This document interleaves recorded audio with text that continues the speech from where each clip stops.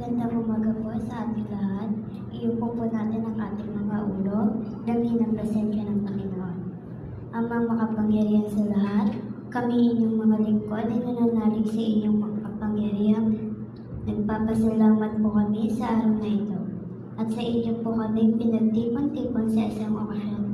Nawa, maging makabuluhan ang bawat minuto, segundo ng bawat oras, at pagbibigay ng oras ng bawat dumalo. Nawa, kami po ay inyong pagbalain, bigyan ng kalakasan ng bawat isa, at mapagtagumpayan ng bawat adhikain.